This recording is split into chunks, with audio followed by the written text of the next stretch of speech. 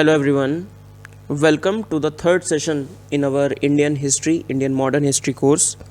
And we are still in the first theme, that is European and Indians in the 18th century. And today's session is focused on British versus the other Europeans. In the very first session, we have discussed about the Portuguese in the entry of the Europeans in India, and specifically we have discussed in detail about the Portuguese in India. In the second session, we talked about the Mughals. So we started the discussion on the strong Mughals. What was the situation at the time of the strong Mughals? What was the triangular equation that was formed with the Mughals, the regional states and the Europeans, when it was the strong and when they became weak post the death of the Aurangzeb.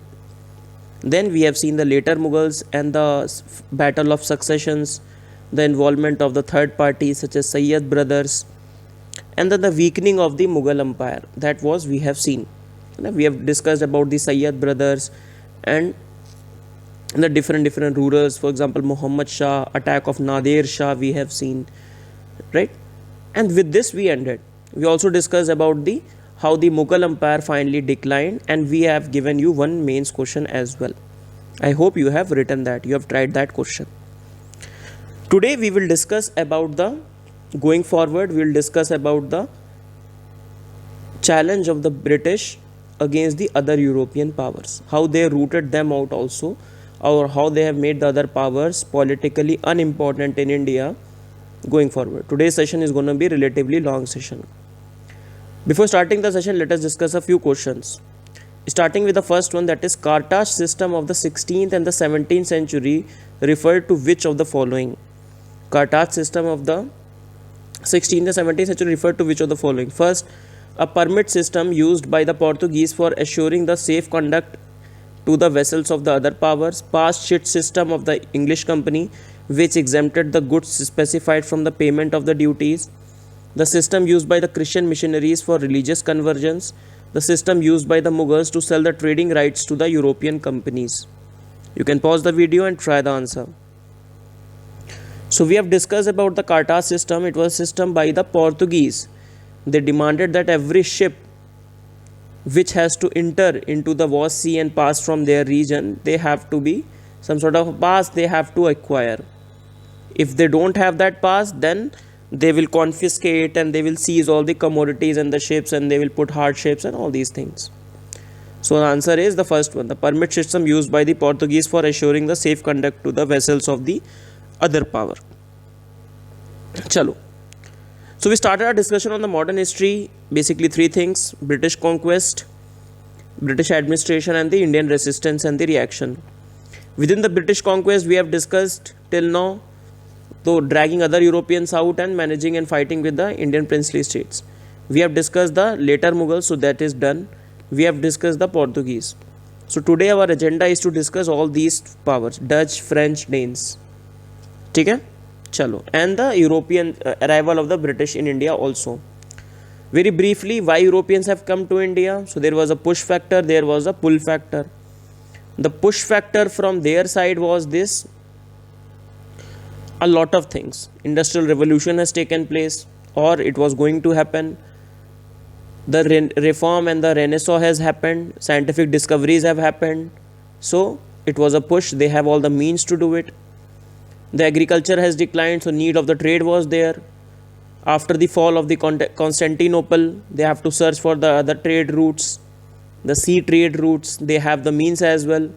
The pull factor were there, that is the India, the mystic land, the land of the spices, the land of the gold. So these were there, and the means were also developed.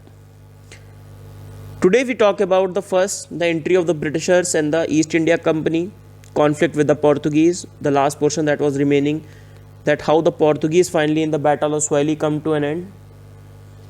Then expansion of the British trade, how they expanded. Then the entry of the French.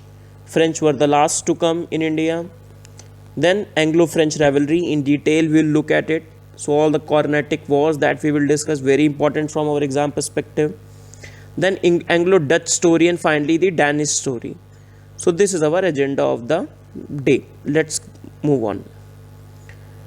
So this was the time when the Mughals were strong. So Mughal consolidation was going on. Mughal were becoming the all India power. The regional states were in the submissive states, and the British were in the mercantile. British or the Europeans were in the mercantile phase. So this is the photo of the William Captain Hawkins when he came to India. Now, how the British story started. So British also has some sort of some events which preceded their formation of the British East India Company. These things you don't have to remember, just have in your mind. So this name is Francis Drake. What he has done, he has taken the voyage of the all around the world. He has visited the whole places like this. So after his visit, when he came, he has seen the world. He has got a lot of profit of the trades that he has done. So this motivated the people to go for more seafaring activities. Along with that, in 1588, during the Anglo-Spanish War that were going on, Anglo-Spanish War, the British victory over the Spanish Armada. Armada is nothing but a big, basically you can imagine the big navy fleets. Just like in the Game of Thrones, the Armadas were there. So many ships were there, right? So, British have won over the Spanish Armada in 1588. That has given them a lot of boost. Arey yaar, we can beat these people. We can be very, very good at naval power. Why not? Let's expand. Let's do more these trade activities and let's make it happen. So that gave them the boost. Okay? And hence they wanted Indian traders now, British traders now wanted a share. Hence they thought that now we need to establish our own company. So these English merchants have established their own company known as the Merchants Adventurers. Okay? And the Queen Elizabeth I has issued them the charter that go and trade. Initially, the trade has been given for the first 15 years. Ki monopoly has been given. Only you will get the charter from us. This company will get the charter from us. Imagine, this is only a government. And the government has allowed one company to do the monopoly. Similar to, for example, PSUs. Ki railway is only the Indian Railway is allowed to work in the field of the railways. In that regard. So initially 15 years monopoly has been given. Then they have changed that monopoly from 1609 to indefinitely. And we'll talk more about it later on. How this monopoly was ended, how they come to an end and everything.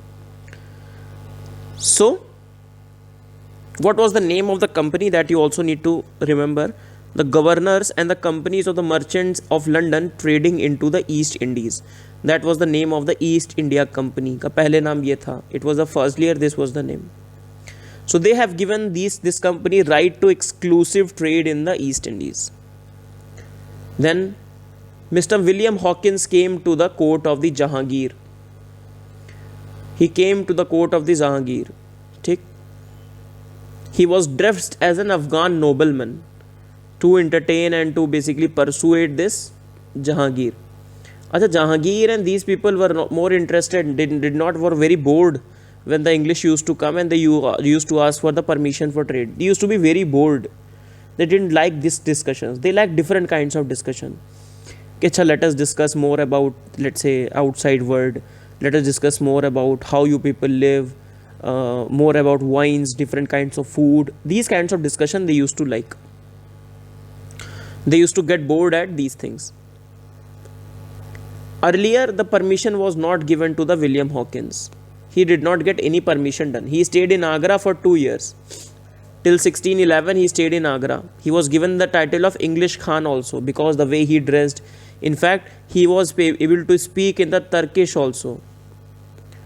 So, Jahangir liked it actually.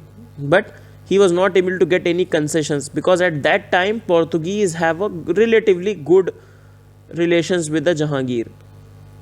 We have seen how finally in 1631, Portuguese also came in conflict with the Mughals in Bengal. We have seen that. But before that, at that time, Portuguese have good relations with the Jahangir. So permission given, ultimately after some time permission given to open some factory in the west coast. Now, you know, We have read that west coast was dominated by India's west coast was dominated by this Portuguese. Now they have got some sort of permission to do the trade, and hence the battle was inevitable. Battle was known as the Battle of Swahili. Swahili is the place here in near Surat.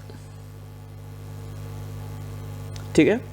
Battle of Swahili happened. You can see so many navies that were there. So British have beaten the Portuguese. Now you see from the perspective of Jahangir. From the perspective of Jahangir, he has seen a new power has come, British, and established power, that is Portuguese, they have lost and the British have won.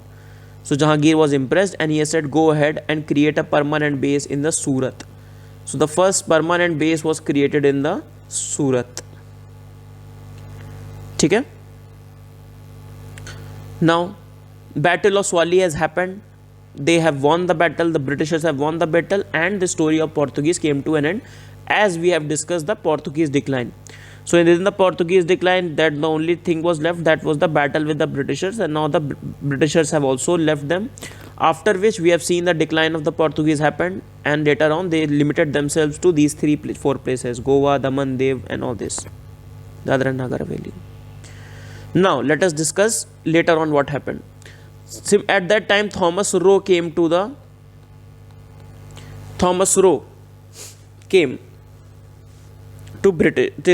Mughal emperor, and he was able to get the trading rights in all the parts of the Mughal empire.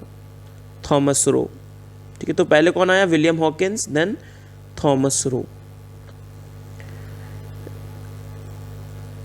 Later on in 1625, British and Mughal came into conflict in Surat.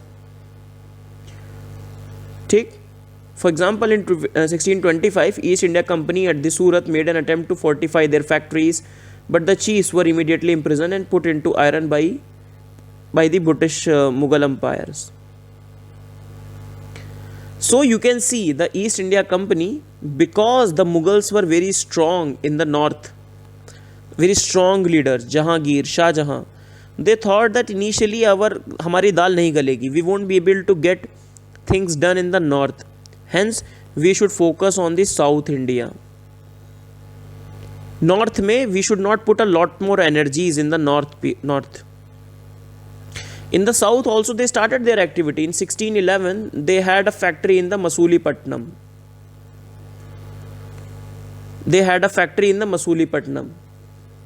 ठीक. They got the Golconda ruler to give them the trading privileges for payment of 500 pagoda. Pagoda was the gold coins. In 1639, यहाँ पे I know all this stuff is a bit boring. This is just a timeline stuff. But the very broad timelines that you need to remember. That for example, in Surat, Battle of Swahili happened in 1611. Then Surat, they got for example, a permanent base. Then some sort of conflict was there with the Mughal. Then they have to shift to the southern India. Then in 1639, they got Madras on lease. And they have built this Fort St. George. Fort St. George. ठीक है. So they built this fortified factory at the St. George. They got the permission, the rural that was there, that is rural of Chandagiri, and the Madras has now become their mainstay. Remember, now the Madras has become their mainstay. Then in 1651, now from Madras they are now going up. Imagine, they are now got here, now they are moving up. Now they are going to Bengal. In 1651, they got Hooghly at the Bengal. The Nawab was there, Shah Sujala, with the annual payment of 3,000 rupees. 1651. This is your Fort St. George. Those who are living in the Chennai must be knowing more about it. ठीक है? It was founded in 1639 at the coastal city of Madras, modern city of Chennai. And now also it houses the Tamil Nadu National Assembly and other official buildings. ठीक. चलिए. So this is your St. George. Then their expansion started happening. The British standard extension started happening, expansionism. They are at the Madras, they are coming on this coast, they are working on this coast, that is the Coromandel coast. So Bengal, Bihar, Odisha, Coromandel coast under the St. George. So this was, now they have some sort of a power and at this particular field. In 1662 they have been given this Bombay. 1662 they have been given this Bombay. Now in 1662 what happened? 1662 the marriage happened between the King Charles II and Princess Catherine. Now Catherine was from Portugal, and from that they have given this basically they have given this Bombay city as a dowry. Now you see, the dowry was given to the king. King has gotten a dowry. Now king has said, okay fine, what I'll do of this Bombay. So it has given it to the EIC. Ki bhai, and the EIC has to pay 10 pounds in gold every year. Getting my point? So basically the East India Company was the main company that was doing the main things here. And finally they were getting strong in this here, and now they have got hold of the Bombay as well. Chalo. So this is where the entry of the French came. This is when the Britishers are there, established here, got Bombay. Now the French are making their entry. Now we have to understand the French entry, then we will look at the Anglo-French rivalry. Now when the French came in India, they were the last to enter into India. French East India Company. The ruler was Louis XIV. Louis XIV was a very strong king, very strong ruler. So his minister was Colbert. He founded this French East India Company and he has given the 50-year monopoly in the French trade in the Indian and the Pacific Ocean. Go and then do your business in India and the Pacific Ocean. In 1667, Francis Coran, some of the names you can remember, don't remember his name, headed an expedition and opened a factory in the Surat. Now you can see Surat mein kaun hai pehle se? The Britishers are there. They opened the factory in the Masulipattnam as well later on. Important township they got near the Chandanagar, near the Calcutta. Chandanagar. And they get finally in 1674 this Pondicherry, which has later on there became the hub. Pondicherry. Hub, central, the hub for the French Empire in India. So Francisco Martin has got this site, Pondicherry, from the Sher Khan Lodi. A site for settlement has been given, and in 1674 Pondicherry has been founded. Okay? This Francisco Martin also became then the governor of the French. The way we have read we will read the governors of the British, and the way we have covered the governors of the Portugals, that much importance is not given to the French. In the French, only 1 to 2 people are very important. For example, Francisco Martin ko you need to figure, then Duplay you need to remember, and Bassi that you need to remember. That's all. This Portuguese also this Pondicherry also get out from their hand in 1761. We will see. When the war was going on, Carnatic war was going on, and the British has captured this Pondicherry. But finally the treaty happened and the French was given the Pondicherry again. Now finally when they got this Pondicherry, finally they left the Pondicherry in 1954. Just like the Portuguese have left the Goa in 1962. French finally left the Portuguese in this Pondicherry, sorry, I'm saying Portuguese Pondicherry. They left this Pondicherry in 1954. Okay? Chalo. And then became the Union Territory. Now, obviously, you can see British there, French getting there, for example, Surat, getting there, getting their factory in the Masulipatnam, getting their presence felt in this region, Pondicherry, this region. Now the conflict was inevitable. Both were looking for the your trade privileges, but ultimately to make sure that they get this trade privileges in long term.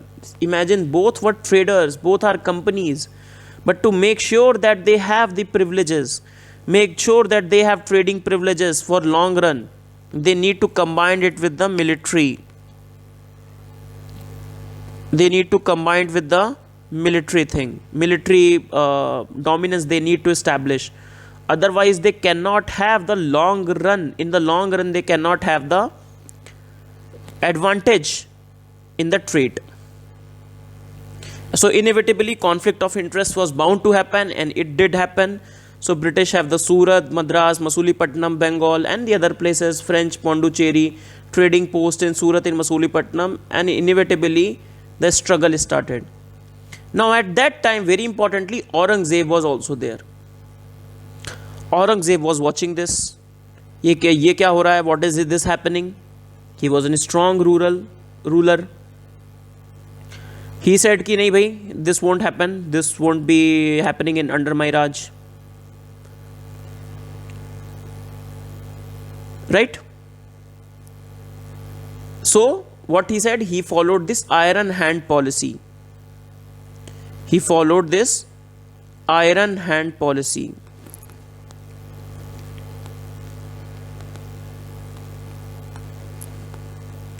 Hannah came to know about the Anglo-French rivalry and punished them both. Aurangzeb. So during that period, from 1690 to 1707, there was little activity. They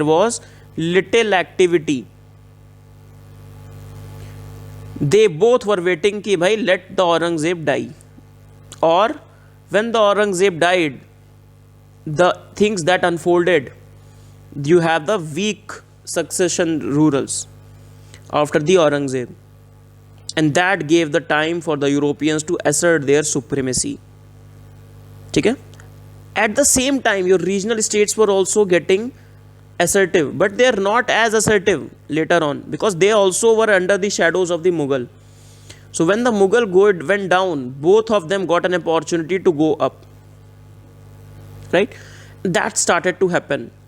In 1717, we have all remember the Magna Carta of the English trade in the Bengal, that is the Farooq Siyar Farman, that happened.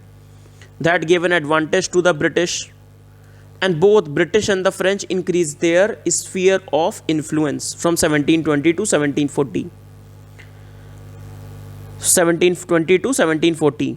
Now in 1742 happened this guy, very important person, that is the Joseph Francois Dupleix. He was a French governor. He was in India beforehand, but he finally became French governor in 1742. He had the political ambitions. He wanted to expand the French influence in India.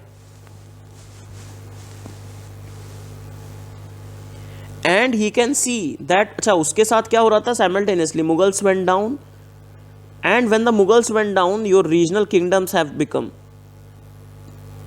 In regional kingdoms, what was happening? The succession battles.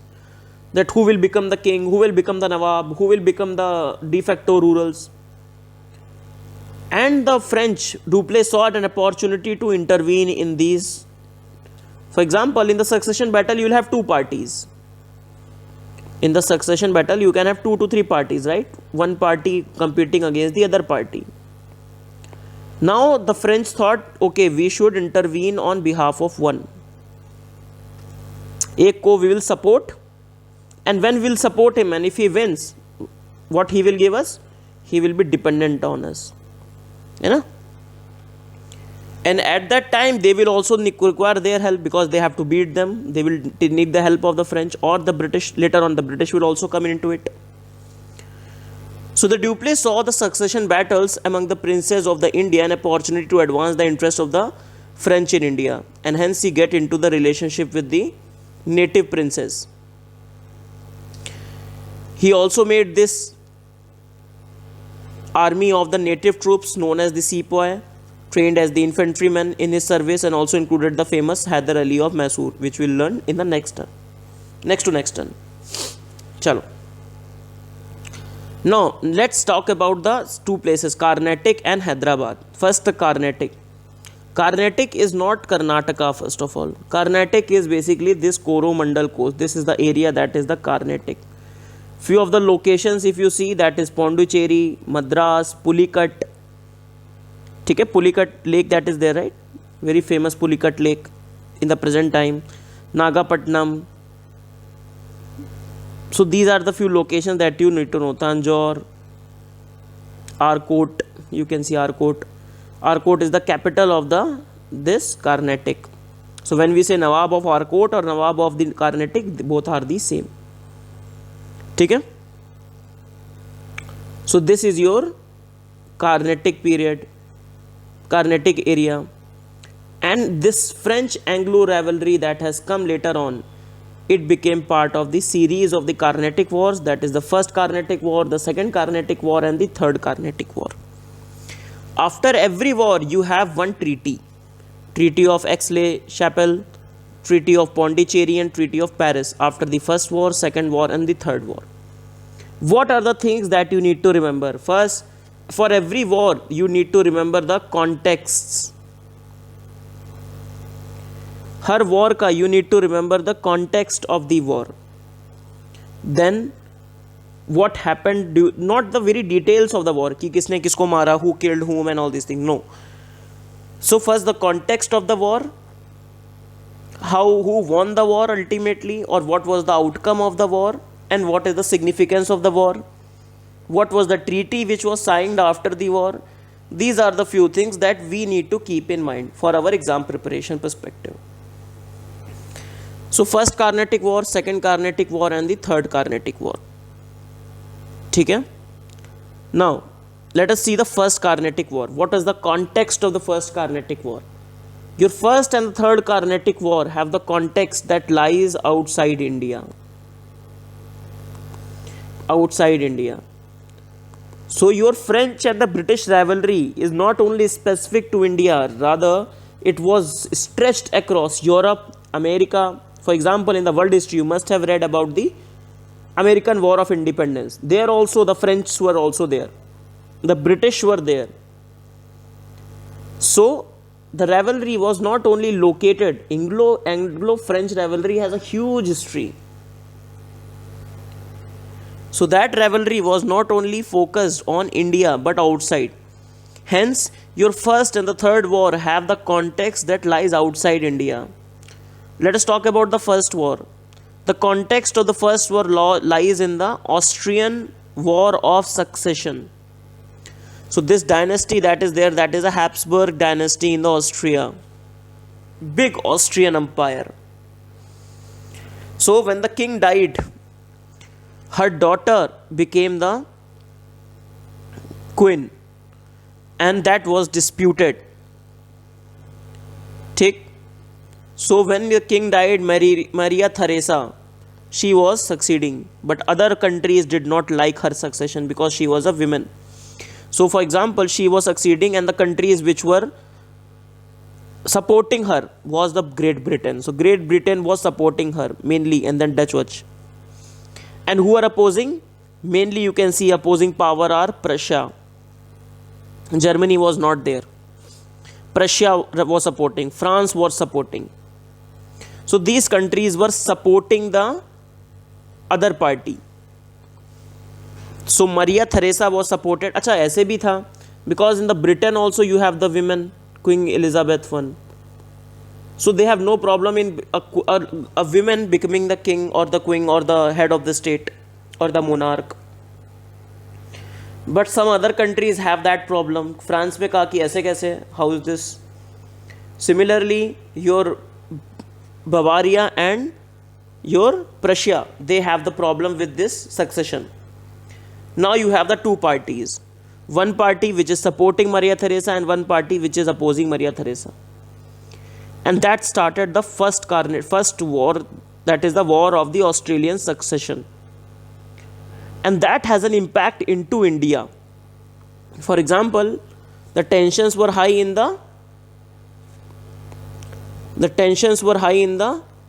your Europe, and the context, the heat was felt in India also. So in India, India's navy under the Barnett, this Captain Barnett, he sees some French ships. होता है ना कि when we have the conflict with someone at some other place, we will try to use the context in the some other location. Now seeing this, French have seized the Madras from British. Sorry, Madras has taken away from us. Madras, which has been their settlement. ठीक है. Now the British have said that अच्छा we will seek the help of the Nawab of Carnatic. You can see Madras में they say that we will seek the help of the Nawab of Carnatic. They have seized this Madras.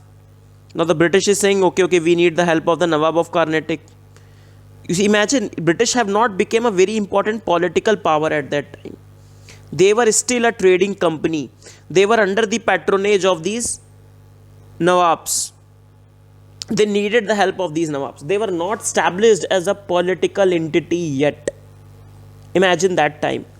Slowly, yes, they are getting more power, but still they require the help of the local Nawabs, local rurals. Now, for example, Nawab of the Carnatic, they seek help from the Nawab of Carnatic. ठीक है? So, that is the first Carnatic war started. Now, Nawab of Carnatic, and there was a famous battle known as the Battle of St. Thom, or known as the Battle of Adayar, because it was fought around the river Adayar, Adyar. So the battle was fought with the French and the Carnatic, that is Anwaruddin, the Nawab Anwaruddin of the Carnatic, Nawab of Carnatic or Nawab of the Arcot. ठीक है? So the French under the Captain Paradise and the Mahfuz Khan was the commander of the Carnatic. So finally your French have lost. Sorry, your Carnatic people have lost. French have won. So that is your first battle of Carnatic. Within your first battle of Carnatic, your battle of St. Thom or battle of battle of Adayar is important.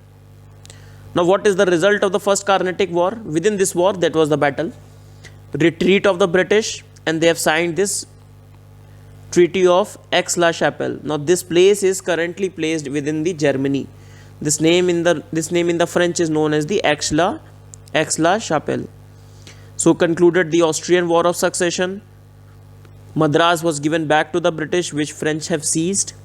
Quebec in Canada was given to the French. In fact, in the Canada, Quebec, we have the Francophones, those who speak French. And they decided that we will not fight another. Obviously, whenever the treaty is there, they say, अच्छा दोबारा लड़ाई नहीं करेंगे. We won't be fight with each other again.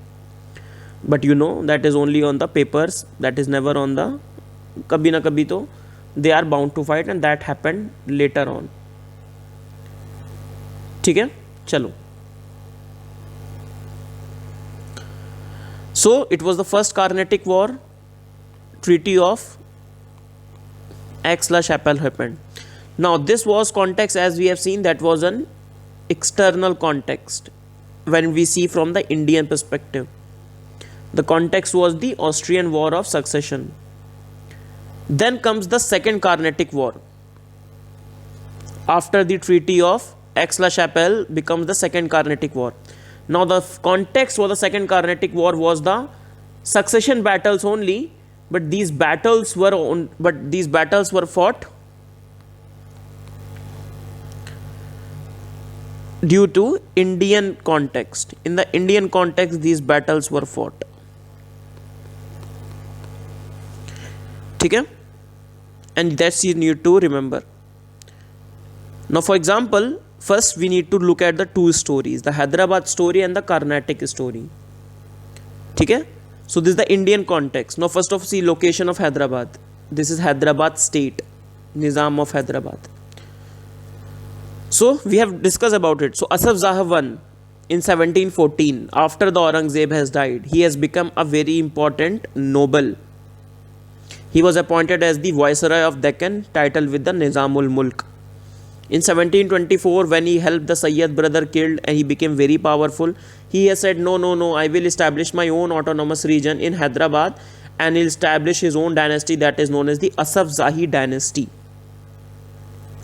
He will establish his own dynasty known as the Asaf Zah dynasty. Now in 1748 he has to die. Obviously he will die. When he died, succession battle started happening in Hyderabad. Now his son, his name was Nasir Jung, was battling with the Muzaffar Jung, that is his grandson. He was his uncle. Okay? So Muzaffar Jung versus the Nasir Jung were having the battle of the succession. Now the Dupleix saw an opportunity to intervene. French have supported the Muzaffar Jung. No, we will support Muzaffar Jung claim. The English came out in the support of the Nasir Jung. So it was kind of a proxy war, you can see, that was happening. Okay? Nasir Jung died in 1750. Then Muzaffar Jung became the king. Then Muzaffar Jung again died, and then Salabat Jung became the king.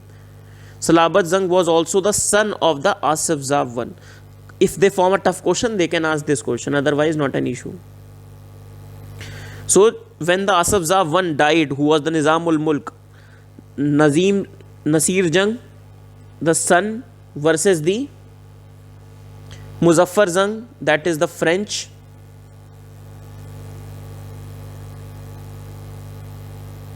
Okay? And then Salabat Jung helped the son of the Asaf Zah I finally got the Gaddi, right? After the Muzaffar Jung died. So, thoda sa chronology we need to keep in mind. Okay? Today's chapter, I know it's a bit boring sa hai, but okay, we need to get it through. So, this was the proxy war that was going on in Hyderabad. And the intervention can be seen of the English and the French. Similarly, what was happening in the Carnatic, a small story. So you have the Nawab Anwaruddin, who has fought in this battle of Adayar. Okay? Battle of Sent Home in the first Carnatic war. He died, his son Muhammad Ali versus the Chanda Sahib. Chanda Sahib has claimed the throne. And the French start supporting the Chanda Sahib, and the Muhammad Ali got the support of the English. Chanda Sahib became the Nawab very briefly. Very briefly he became the Nawab. He lost in the Battle of Arcot with the help of the Robert Clive.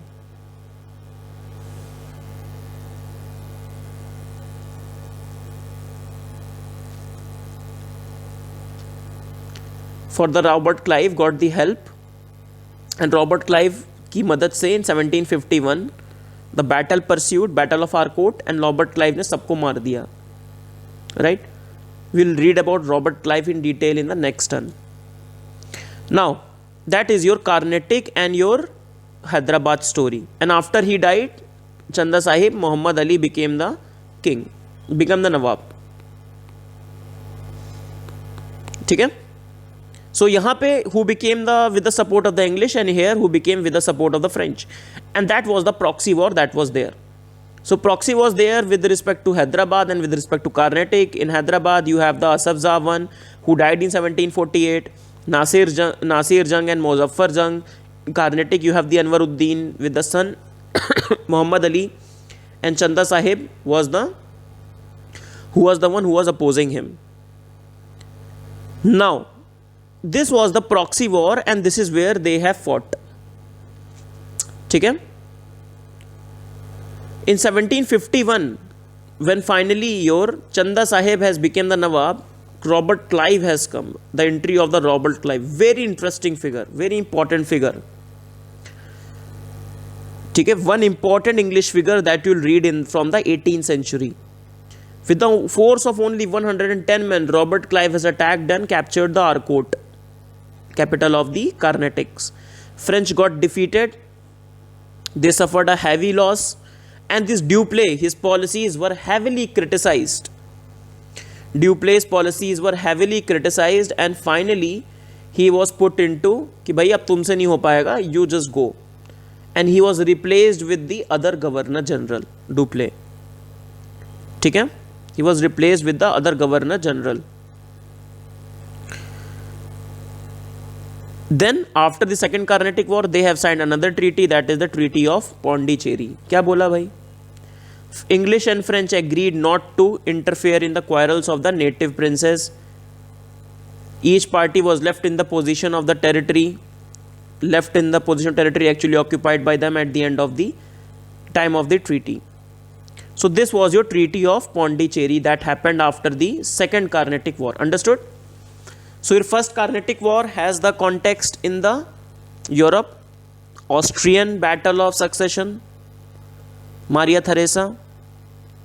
Then your second Carnatic War has the Battle of Succession in the Hyderabad and the Carnatic.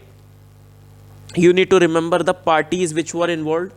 So Chanda Sahib, French की party कौन कौन है? Chanda Sahib and Muzaffar Jung. So these are the two parties held by the French. You have Anwaruddin and Mohammed Ali with the Nasir Jung, the other party with the British. You can make such diagrams also to get more marks in your answers. Now, let us discuss the third context. Now, the Austria has become, okay, ठीक है, Maria Theresa has become the queen. Now, they have sent Prussia in the meanwhile in the first Austrian war of succession. Before 1748, Prussia ने क्या किया? Prussia used the opportunity when the Austria was facing a problem to take up this place known as Silesia. This was the place taken by the Prussia in the first Austrian war of succession. Now Australia ने बोला, Austria said no, we are very strong, we will not let you take this place. And that became the context of the third Carnatic War. So in the background, Austria wanted to recover the Silesia, and that became the 7-year war in the Europe. So in the Europe, you started the 7-year war from 1756 to 1763. In India, similar to what happened in the first Carnatic War, similar context happened in this also. So Indian army under the Count de Lally captured the English fort of St. David in Tamil Nadu and some other port in Andhra Pradesh. English became offensive and inflicted heavy loss on the French fleet. Tick. And the very important watershed battle happened, that is Battle of Vandy Wash. So in which, in the British you have the General Ayrcourt, and the French you have the General Lally, Count Lally and Bussy, but they got defeated. In the Battle of Vandy Wash, they got defeated. Who? The French. Before the Battle of Vandy Wash, this was also the context. In 1757, that we'll read in the next turn, Battle of Plassey has happened. So after the Battle of Plassey, the English have become very strong because they have won the Bengal. Okay? The Bussy was recalled from Hyderabad. In 1759, the Dutch were defeated in the Battle of Bidara. We will see later on. So this was happening, which was happening parallelly. So Britishers were fighting the multiple fronts. They were fighting the Bengal, they were fighting the French, and they were fighting the Dutch as well. Small battles, but they were fighting. Then after the battle happened Treaty of Paris.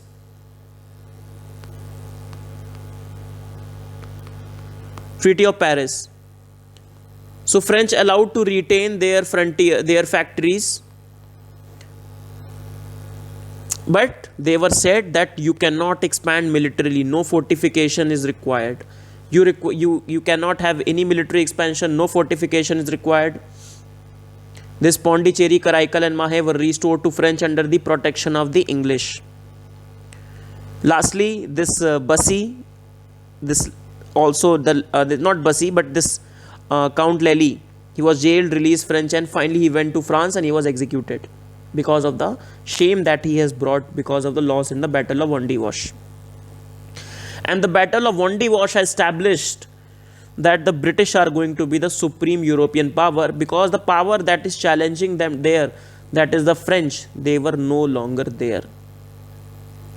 So Britishers have beaten the French, and the General Count Lally and Bassy got defeated. Simultaneously, British also defeated the Dutch. Simultaneously, British also defeated the Bengal, Shujauddaulah. We'll see in the next lecture. Okay? And finally, in the Treaty of Paris, the French, finally it all came to an end.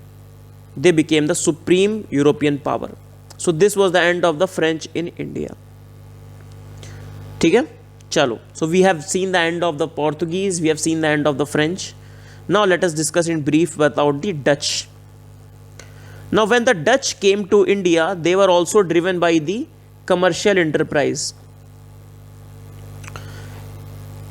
Cornelis de Houtman, he was the first Dutchman to reach the Sumatra and Bantam. Bantam is a place in the Java, in the Indonesia, current day Indonesia. In 1602, the Dutch East India Company was formed, and they fought against the Portuguese in the Malay Peninsula. Obviously, the conflicts were inevitable. Every country wants to make sure that they have the monopoly. Every country wants to make sure that they have the monopoly of trade. And in 1606, they established the first factory in the Masulipattnam and the second factory in the Nizampatnam. The most important Dutch settlement is at when they opened the factory at the Pulicat. One of the earliest settlement and one of the most important settlement that they have in the 1609, that is in the Pulicat. Okay? So the first factory in the Masulipattnam, they became a threat to the Portuguese by establishing trade center in the different part of India, because you can see at that time Portuguese were relatively more established. They captured the Nagapatnam near Madras from the Portuguese and made it their main stronghold in the South India. Then Pulicat was a very important factory. The other factories were also there, that is Surat, Bimalpatnam, Karaikal, Chinsura, but not very important. Itna naam nahi yaad rakhne hain. What you need to remember, that is at the Masulipattnam they have the first factory, then Nagapatnam, and then at the Pulicat in 1609 they were there. Okay? Chalo. But the main focus of the Dutch was not India. Their main focus was this Spice Island and the East Asia. Their main interest was the Indonesia and the Spice Island. Okay? Dutch defeated and pushed out the Portuguese from Malay Straits of Java and Sumatra, and even failed the English attempts there. So established a very strong hold in this region. Finally, they came to India also, as we have discussed. They came to India. They established the headquarters at the Pulicat, issued the gold coins. They expanded in the Surat, Bharuch, Ahmedabad and Cambay. But they were having the fight with the Englishmen in the east also. There happened one incident, that is the Amboyana, which is in Indonesia, where the Dutch have massacred a lot of Englishmen and the Japanese to establish their dominance in the Malay Peninsula. So you can see the Dutch are more focused towards the Malay Peninsula. They have driven the Portuguese out. Now they are fighting the Britishers down there. And ultimately they will come up with a compromise with the Britishers. We will see कि you will take up the British, that take the India, and we will take the Dutch here. You don't interfere here, I don't interfere there. So that in 1610 they have signed this treaty with the king of Chandagiri and established their headquarters, as we have discussed. They minted the gold coin that is known as the pagoda. They established the head of the Dutch factories were known as the factors, which were classified as traders. They were based upon the cartel or the cooperative system. So they were known as the factories. They used to establish their own factories. They used to do their own model of trade. Okay? And the things that they traded were silk, cotton, indigo, rice and the opium. Finally, in 1690, they have shifted their capital to the Nagapatnam. At that time, you can imagine 1690 what was happening. The French versus the British at the time of the Aurangzeb. Now, later on, Mir Jafar that was there. We will discuss more in detail about this. Mir Jafar, in Bengal. He invited Dutch to Bengal. ठीक. Now we have read in 1757 Battle of Plassey happened. Now Battle of Plassey happened. Now Mir Jafar, when Mir Jafar have invited this, the British were very furious. First of all, they have said, Mir Jafar, you go. You are doing anti-British activities. So they removed the Mir Jafar. Secondly, they have fought the battle against the Dutch. Battle of Bidara, or also known as the Battle of Chinsura, or known as the Battle of Hooghly. So all the three terms you need to keep in mind. All the three terms are fine. Okay? So Dutch lost, and the Dutch have decided, oh no, we will focus on the Southeast Asia only going forward. Now simultaneously you can see the third battle of Carnatic was also being done. Okay? So this is the end of the Dutch. So if we quickly summarize what are the things that we need to remember. First, 1609 they established their headquarter in Pulicat. In 1605 their first factory at the Masulipattnam. Then in 1690 they switched their capital to Nagapatnam. In 1759 they fought a battle with the Battle of Bedara, Battle of Chunshul, or Battle of Hooghly. Okay? So these are the few things that you need to remember. That's it with respect to British. The last power, that is the Danes. Very quickly, इसमें कोई important नहीं है. But Danes are from Denmark. The Dutch are from Netherlands. So देखो parallel names हैं Dutch, Holland, Netherlands. All these things are same. Similarly, Danes, Denmark.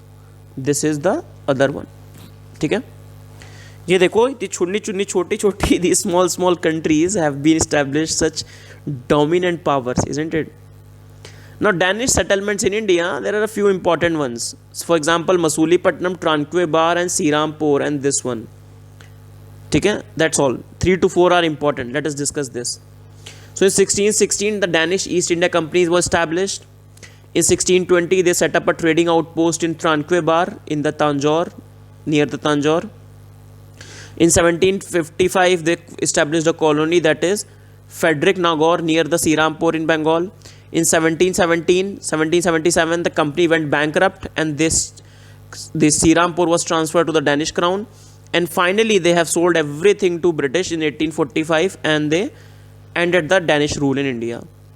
Their major focus in India was not the trade. Trade तो था ही था. The major focus was on the missionary activities. And very little political ambitions. Political ambitions तो और भी लो थे. So focusing majorly on trade and the missionary activities, and political ambitions were low. So this is the Fredericknagar. So these are the few places that you need to remember. So first is the Tranquebar, second is the Fredericknagar near Sirampur, then Sirampur, and finally in 1845 given away to the Britishers. Now the last discussion for today is that why the English have emerged as victorious. What are the factors through which we can say that the Englishmen were the victorious in this particular battle? So many reasons. For example, the English company was the private enterprise versus the French company, which was a bureaucratic centralized system. It was a more of an state concern. So the English company was given autonomy, while the French company, in which a lot of intervention of the government was there. English navy was far superior. French navy was not superior. English has 3 important places that we have discussed. For example, while before they had a battle of Pondicherry, they already had in their hand, that is the Bengal, Bombay, Madras. 3 major places are at their disposal, and they had only the Pondicherry. They have the services of the very good commanders such as Irecourt, this Lawrence, Robert Clive. They have only the Dupleix on their hand. Plus, the British were less jealous about the religion and more spread in the trade, political power, and the other one were more focused on this missionary activities. अच्छा तो अगर if we have to write that in mains exam, so you can divide all the things into these 4 categories. You can make your own categories also. So what are the factors which has led to the emergence of the greatest European power as compared to the other European powers? So first is the political support. So French were over ambitious, too much war they used to do. So for example, French monarchy, they used to do a lot of wars, बहुत ज़्यादा involvement, interference they used to do, very unstable, very strong men, and that was the cause of the end में French Revolution का भी तो, because they got bankrupt. American War of Revolution, India में देख लो, in Europe also they keep on fighting, Austrian War of Succession, ठीक है. So this is there. Then British stable government with efficient monarchy was there, in which the glorious revolution have taken place in the British. So parliament was there, system was there, institutions are developed, monarchs were good. So that is the first, the political support that they got. Second is the operational efficiency. Before French East India Company was a bureaucratic, centralized public company, whereas your British East India Company autonomy and the private company that they are there. The finance and the technology availability. Now British have accessibility of the debt financing. For example, Bank of England has started in 1694. The industrial revolution has taken place in the Britain, not in the France. The military skills and the tactics were there of the British soldiers were very disciplined, very strategist, as we have discussed earlier. So what you can do, use all your points and make them into the 4 to 5 headings to explain them the causes why the English have ultimately emerged as victorious in this particular battle. Understood? Chalo. Now you can practice this particular question. I'll try to give one question every session, 1 to 2 question every session. That will be my, I will try my best to do it. In the starting you will get easy questions. Later on you have the questions which require you to think thoda sa zyada, think ahead. So question is, in the context of the rivalries which existed between the English and the French trading companies in India, highlight the factors which led to the success of the English East India Company in its struggle against the French. In the context of the rivalries which existed between the English and the French trading companies in India, highlight the factors which led to the success of English French India Company in its struggle against the British. It's a 15-mark question and the 250 words you have to write. Okay? You can practice your questions, you can submit your questions, and we will discuss these questions in the whenever we will have the live discussions. So before ending the session, let us discuss few questions.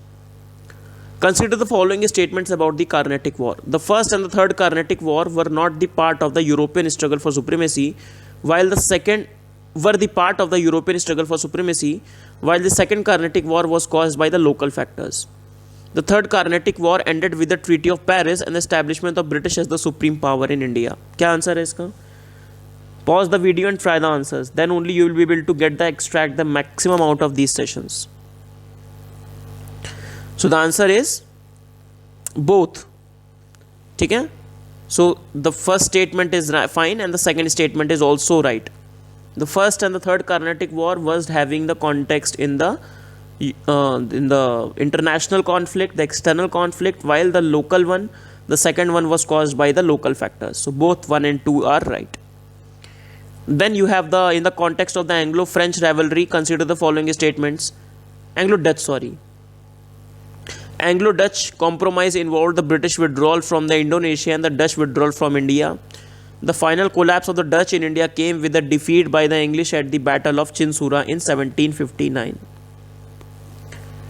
Pause the video and try the answer. Very easy question. So, we have discussed the commercial enterprise led the Dutch to undertake the voyages. We have discussed the first factory at the Masulipattnam. They captured the Nagapattinam in the Madras. And then English was also at the rising at the same time, and finally the bloody warfare happened. In 1667 they have decided that you will focus here, I will focus there, and finally they have made this Battle of Chinsura that was there. Battle of Chinsura, Battle of Bidara, Battle of Hooghly, everything is parallel. Okay? And that ended the crushing blow to the Dutch ambitions in the India. So both the statements are right. Next question is, which of the following statements is correct regarding the Carnatic Wars? One more question on Carnatic Wars. In the third Carnatic War, the British East India Company defeated the French forces in the Battle of Vandy Wash, ending the conflict over the British supremacy in India. In the third Carnatic War, the British East India Company defeated the French forces in the Battle of Vandy Wash, ending the conflict over the supremacy in India. Second, at the Vandy Wash, the French were defeated by Sir Eyre-Cot. Then, a battle part of the fallout of the events in the Carnatic cycle was also that the weakness of the Indian regional power became manifest. Again, pause the video and try the answer.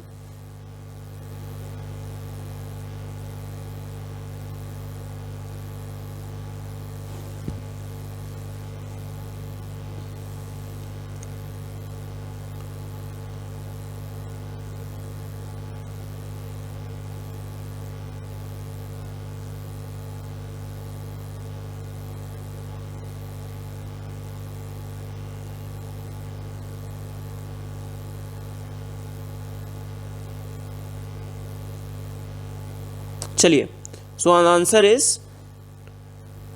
The conflict. चलो ये तो छोड़ो. So you have the all the three statements are fine. In the third Carnatic war, just one second. In the third Carnatic War, British East India Company defeated the French forces. Yes. Then at a Vandy Wash, it was defeated by Sir Eyre-Cot. Then the part of was, yes, obviously we have seen the Hyderabad and the Carnatic both became weak. Both were dependent on these external power. So all these third statements are fine. The last two questions, 2 to 3 questions.